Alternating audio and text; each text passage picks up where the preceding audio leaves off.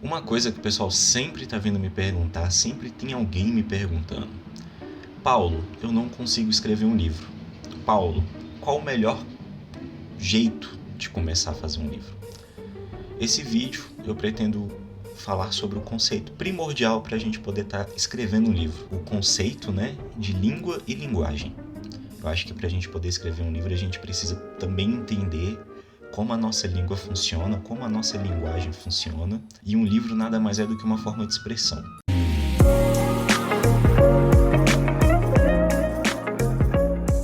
Olá, meu nome é Paulo Souza, eu sou escritor, dono e proprietário deste pequeno e modesto espaço dedicado à escrita, à leitura e à literatura. Se você ainda não é inscrito no canal, por favor inscreva-se, isso é muito importante aqui para o YouTube, e já deixa o seu like aqui também no vídeo. Caso você queira contribuir para o canal para ele poder estar monetizando, você pode estar adquirindo um livro ou qualquer outro produto da Amazon através do link que está aqui na descrição do vídeo. O começo, o início, o gênese da escrita é você compreender o que é língua e o que é linguagem. E esse é o passo fundamental para a gente poder estar falando sobre como começar a escrever um livro. Porque eu vejo que muitas pessoas ainda têm a dificuldade de entender que um livro ele vem daquela questão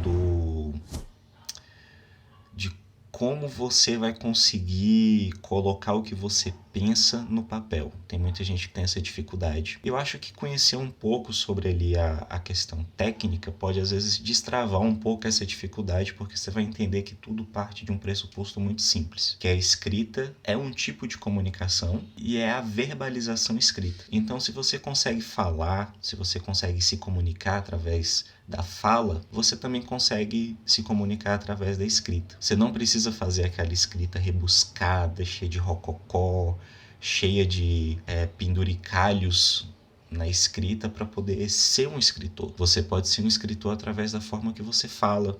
Transcreva o que você fala para o papel.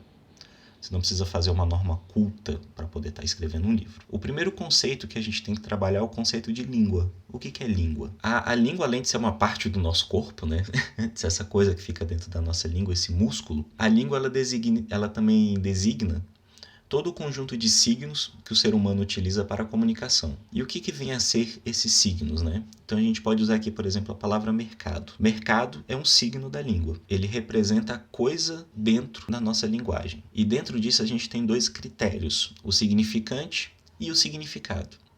O significante é o som, mercado. As letras, o M-E-R-A-C-A-D-O, e a imagem acústica da palavra, mercado. Esse é o significante. O significado é o conceito, o que de fato o signo pretende explicar. Então, esse conjunto de letras emparelhadas que formam a palavra mercado, que formam um significante, ela tem um significado. Mercado. Então, dentro desse pressuposto, a gente tem essas duas coisas dentro da língua, que é a forma do significante, que é a palavra em si, é a palavra tanto escrita como falada, e o significado, que é o conceito dessa palavra. Então a gente tem ave. Ave é um significante. Ave é a forma acústica. Você fala o A, o V e o E junto, vira um ave. Mas o significado de ave quer dizer pássaro, Quer dizer o conceito que tem por trás desse elaborado de letras ali que fazem. E a partir disso a gente vai para a linguagem. Linguagem, pessoal, nada mais é do que a utilização da língua. Há três tipos de linguagem: a falada, com a qual nos expressamos diariamente; a não verbal, auxiliar da falada, composta por gestos e sinais, os mais diversos; e a escrita, pela qual transmitimos de maneira perene e, consequentemente, eternizamos nossos sentimentos e nossas histórias. Então, olha só, a gente já conseguiu fazer o conceito aqui de língua, que é o significante e o significado, e agora da linguagem. E a gente sabe que existem três formas de linguagem: a falada, que é isso aqui que eu estou falando agora; a não verbal, que é quando você, meu Deus, velho, chocado, Você levar a mão à boca, ou então aqui no peito e falar assim, meu Deus, tá tudo muito doido. A sua expressão de terror, sua expressão de susto, sua expressão de alegria é a linguagem não verbal. E nós temos também a escrita, que é uma forma de linguagem. Então aqui a gente já começa a englobar para você poder perceber que a escrita faz parte desse conjunto. E aqui agora a gente entra num assunto muito delicado na parte da escrita, que é como você deve escrever um livro. Eu vou ser bem sincero com vocês. Existem duas grandes linhas de pensamento em relação a isso. Tem uma série de pessoas que acreditam que um escritor só é escritor se ele escreve dentro da norma culta, e tem outra linha de pensamento que fala que escritor ele tem que escrever, ele tem a licença poética para poder escrever da forma que ele acha que fica melhor para o seu livro. Eu sou dessa segunda linha. Eu acredito que para a literatura, e isso é apenas para a literatura, você vai escrever um romance, um conto, uma crônica, uma novela de ficção, e aí você escolhe se é uma ficção de terror, uma ficção de romance romântico, uma ficção de suspense, uma ficção de uma narrativa policial, é que nós não precisamos ficar tão atentos à norma culta, porque dependendo do estilo narrativo que você vai escrever, a forma dessa linguagem escrita, às vezes você precisa não escrever em norma culta para poder dar um peso maior, dar uma vivência maior, dar uma experiência literária maior para o seu leitor. Porém, você tem que respeitar as regras gramaticais. É meio doido, né? A gente vê, por exemplo, o livro do José Saramago, né? Ensaio sobre a Cegueira. Ali ele não usa pontos finais, ele não usa várias regras gramaticais do português, regras que são usadas por todos os países, né, lusofônicos, e a literatura dele é incrível. Ele separa falas com vírgulas, e a literatura dele segue as regras gramaticais, as palavras são acentuadas, os verbos estão sendo bem utilizados, né, estão sendo conjugados, mas ele não cumpre algumas regras gramaticais. Porém, nós também temos outros escritores que escrevem tudo certinho, dentro da norma culta. Machado de Assis é um, né, que escreve tudo ali dentro da norma culta, a norma culta da sua época. E os dois são grandes escritores. Então, eu acho que aqui você tem que se apegar ao que você é. Se a sua história para ter uma carga de leitura mais interessante, ela exige que você não escreva dentro da norma culta, não escreva dentro da norma culta, mas respeite o máximo que você puder das regras gramaticais, porque é isso que faz os significantes terem significado. Deu para entender essa lógica da linguagem? Você pode falar errado, nós falamos errado no dia a dia, mas nós conjugamos os verbos quase sempre corretamente. Nós usamos os números e os numerais sempre de forma certa. Nós fazemos as conjugações de singular e plural 98% de forma correta. Então isso faz com que tenhamos sempre os significantes tendo um significado. Porque se os significantes não conseguem ter um significado dentro da língua, dentro da linguagem, a gente não consegue se comunicar. E aí é esse o pulo do gato. Você pode escrever ou não pelas regras cultas. Você pode usar uma linguagem mais coloquial para fazer um livro inteiro. Mas se você não consegue transmitir o significado dentro dos significantes, você não está conseguindo fazer literatura. Porque você não está conseguindo ser entendido. E aí a gente tem 3 coisinhas básicas que você precisa ter para poder escrever um livro bom. Para poder ter um livro bom. Que o primeiro, de qualquer coisa, de qualquer assunto, é você ter conhecimento sobre o assunto que você está abordando. E aí vem a pesquisa para você poder estar escrevendo isso. O segundo é ter vocabulário. Vocabulário nada mais é do que ter conhecimento das palavras que compõem a língua que falamos. Então, você escrever um romance, um conto com pouco vocabulário, você faz um conto pobre. Porque você está utilizando poucas palavras para poder estar dizendo aquilo, levando a ideia que você quer para o leitor. E o outro é respeitando as regras gramaticais. Mas é aí que tem aquele asteriscozinho ali em cima.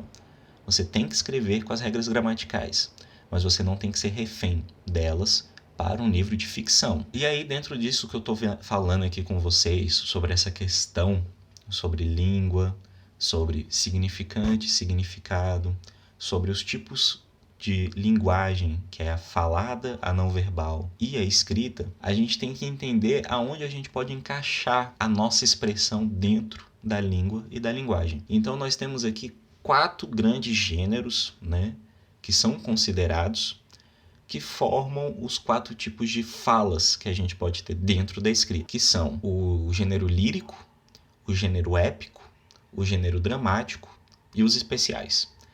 Quando você vai escrever um livro, você inevitavelmente vai estar escrevendo dentro de um desses, e um desses é tipo um guarda-chuva que dentro dele encolhe vários guarda-chuvinhos de temas, subgêneros e assim vai.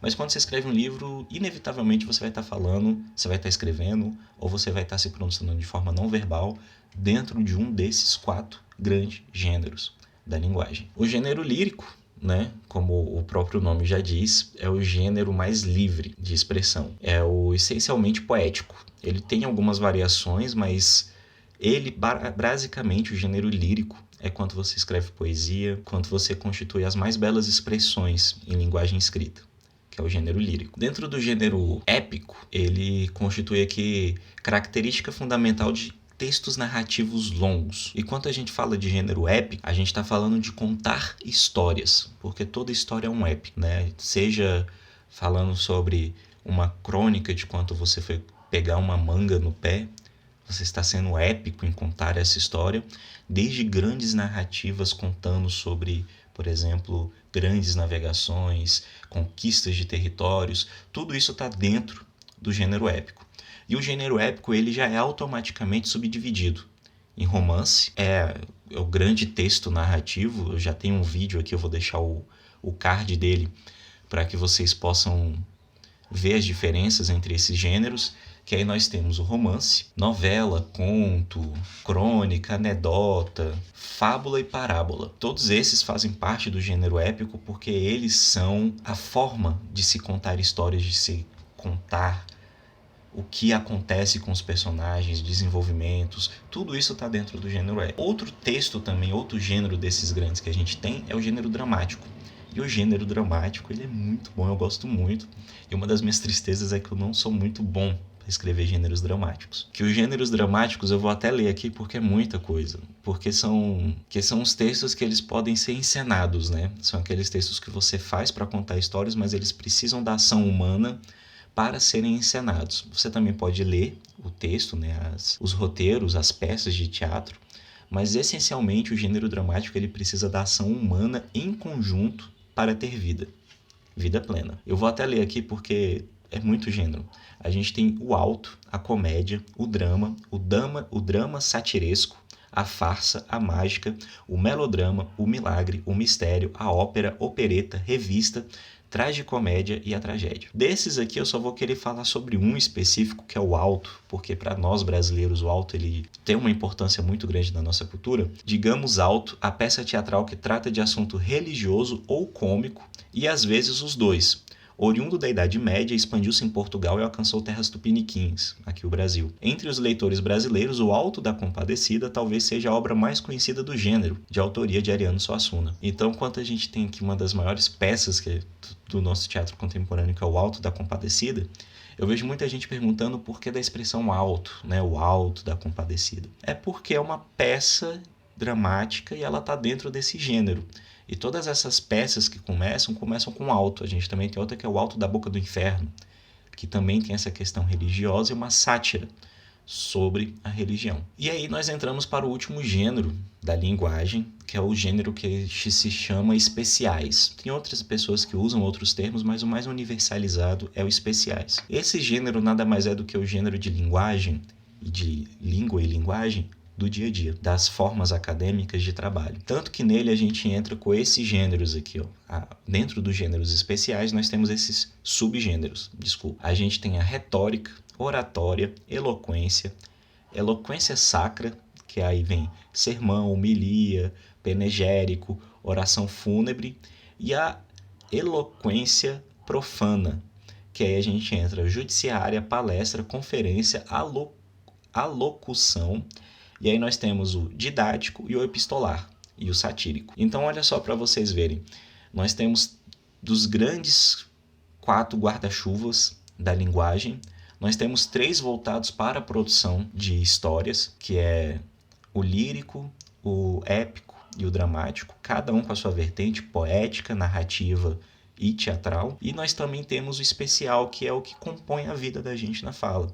Isso aqui que eu estou falando para vocês pode ser tanto utilizado como uma palestra, que é um subgênero da oratória, como também um gênero didático, porque eu estou passando uma informação acadêmica, uma informação escolar para vocês. Então vejam que você entender os conceitos de língua e linguagem fazem com que você entenda o que é o início da escrita, como utilizar a língua, como utilizar essas nossas expressões dentro de um livro. Muita gente me pergunta onde começar a escrever um livro. Eu sempre falo que escreva, né? Você quer começar a escrever um livro? Comece escrevendo. Não importa se esse início vai ser o que vai ser utilizado, mas comece escrevendo. Mas também muito mais importante é você entender os conceitos por detrás do nosso ato de falar, do nosso ato de abrir a boca, falar uma série de sons em conjunto e que esses sons são um significante, que tem um significado maior e que a partir desse significado você pode compor uma peça lírica, um romance épico, uma peça teatral tipo um Alto da Compadecida, ou então você pode virar e fazer uma oratória, você pode fazer um texto epistolar, você pode fazer um sermão. A língua e a linguagem é a base da literatura. Ter conhecimento sobre isso é ter conhecimento sobre o que nós somos como seres que pensam e verbalizam. Eu espero ter ajudado, eu falei um pouco mais pausado porque eu sei que às vezes as pessoas se confundem muito com esses termos. Eu espero ter sido didático e ter passado o grosso e o geral desses conceitos. E se você achou interessante, estude mais sobre isso, porque isso vai influenciar na sua literatura. Você vai ter mais domínio do que você está escrevendo, enquanto você perceber aonde você está escrevendo, aonde ele se encaixa nesses 4 grandes gêneros, você vai ter muito mais domínio de poder estar contando a história que você quer. Muito obrigado por terem me acompanhado até aqui e até a próxima semana.